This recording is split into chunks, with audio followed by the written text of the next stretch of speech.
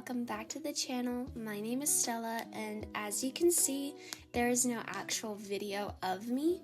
Today I decided I would try to do a audio recording video instead of like an actual face video, and I'm hoping it'll turn out okay. I'm editing and doing a bunch of intro stuff while I'm recording this, so hopefully I could get everything done in time. But today's topic of the audio video is school motivation, and you should watch this either on the daily or if you really need to get motivated for school. So we're gonna go ahead and jump right in. We're coming upon the very end of most of our school years. I think my school only has 2 months left up until the end, and then we go to summer. But even though that school is ending, we should still be locking in. There should be no reason we're okay, summers are pretty much already here, so we're just gonna stop. No, because we actually need to lock in and make sure that the end of the year is good so that we can start off summer on a good note, and also start off next year knowing exactly what we're going to do to lock in and be better. So I have 3 points to talk about today. One of them is not letting people getting in the way of your success. Now, whether we like it or not, people really do affect our success and how we view different things.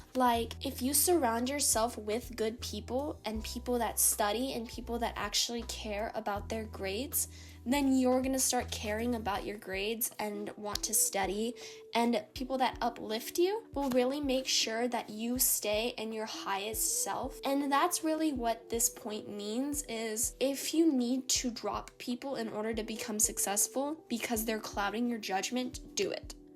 I know it may hurt and you may not want to lose that person, but if they're not benefiting you in any sort of way, then you have to drop them. And others' efforts into how you feel and your schoolwork and their schoolwork, depending on how much effort they put into your life, is how much you should give back. So if you have a friend or a boyfriend or girlfriend that is not putting in energy, that is not putting in effort to be better, or that's not putting themselves first in order to better themselves for you, then you should just drop them. And as much as it'll hurt, I feel like it's something you need to do in order to get to your highest self, because we're all about locking in.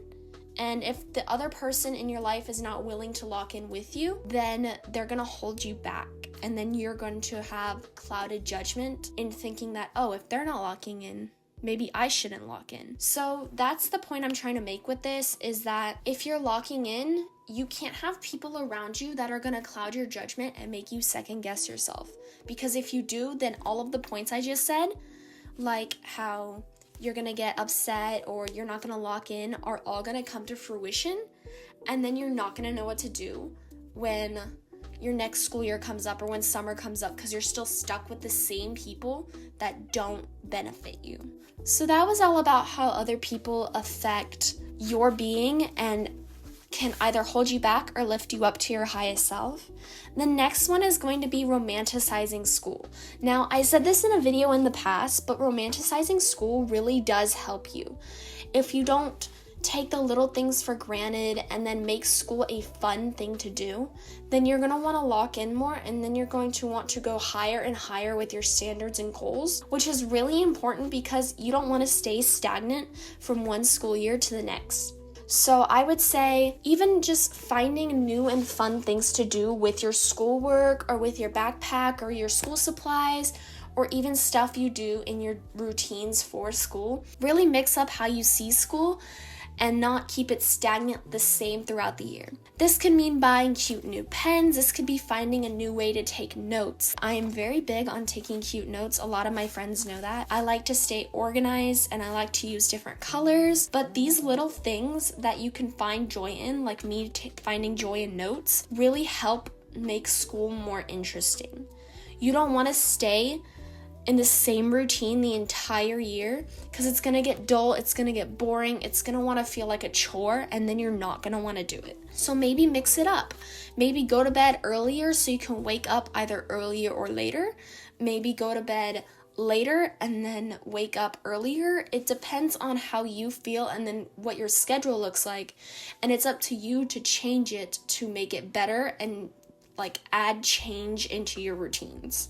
On that note, it can also be taking away from your everyday thing. If you have so much that you're bringing to school and have so much at your house or at your desk that is really cluttering your area, or it's like you have way too many colors or way too many pens that you don't know what to do with, and then all your notes look jumbled, then you might have to downsize. I've been having to do that by limiting my colors to red, green, and blue. It can really help you to keep it more simple if that's more your style, instead of making all of these extravagant notes with pinks and blues and greens. If you think your mind would get too jumbled with that, maybe downsize. And the final point I would like to make is the fact that what you do in your daily habits affects what goes on during the day and can affect how you view school. So if you wake up at, let's say, 6 o'clock in the morning and you're ready for school, you don't drink water, you don't eat breakfast, you get on your phone immediately after you wake up, you're gonna feel very tired throughout the day. As a lot of people know, you lose dopamine whenever you go on your phone at the very beginning of the day. Like, it drains your dopamine very, very low because the blue lights, and then you're like very excited to go on TikTok and you scroll and you scroll and you scroll for a hit of dopamine. Now, you can get dopamine from many other things, not just going on your phone and scrolling. So this is why habits are very important, is because if you don't like drink water or eat breakfast, your first hit of dopamine is on a blue light screen scrolling brain rot on TikTok, almost becoming like an addiction in the morning. So this is why a lot of good things to implement into your morning routines for school is drinking at least 1 or 2 cups of water before you even get on your phone. And this will help balance healthiness with your phone usage. I'm not saying you have to cut out your entire phone for the entire morning before you go to school. I'm just saying that you don't want the first hit of dopamine you get to be uneventful, unimportant, and unproductive. Those 3 things are gonna happen, and it's gonna make your whole life and your whole morning way harder than it has to be. So I would say first thing to do before you get up and go on your phone is to drink 2 cups of water, or at least 1.5 before you get on your phone. It's not that hard, and it has way more benefits than going on your phone.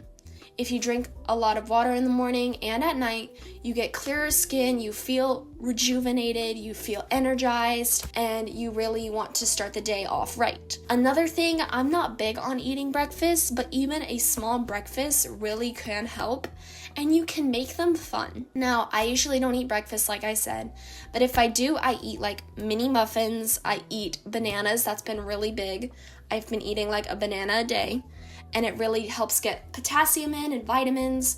So it's nothing bad to even have a small breakfast. Now, another thing, if you pack your lunch, I would recommend packing it either the night before, so you wake up and that's already part of your routine, is you just don't have to pack it, or make it part of your morning routine and set aside time to think about what you're gonna pack. It can be healthy, it can be not healthy, that's completely up to you. You can pack it in the morning and then you feel that wave of relief, like, okay, I got this done, now I can go on my phone. I would recommend these 3 things before you even go on your phone, and then limit your phone time in the morning to like 10 to 15 to 20 minutes. You don't need to be scrolling on TikTok every morning, scrolling and scrolling and scrolling, looking for news or looking for drama. I really do have to get better at this because I started off good with drinking water and then I completely stopped and my skin started breaking out again. So it really did help. And then when you stop the habit completely, it all goes away, and all that build up and all of that like relief finally crashes, and then you feel overwhelmed. So if you're going to do habits in the morning, you better do them consistently, or else they're going to affect how you feel in school. Also, I would not recommend drinking an energy drink super early.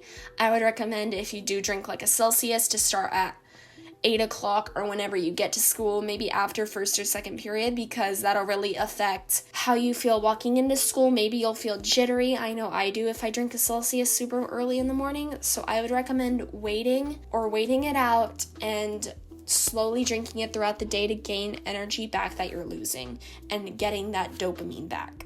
But yeah, daily habits and your morning and night routine especially really do affect how you feel at school. I know in the mornings when I drink the water, I plan my lunch beforehand, and I pack my backpack early, I feel ready to take on the day. First period, I feel really organized. Like my laptop's all charged, my pens are all put away nicely, I feel ready to start the day.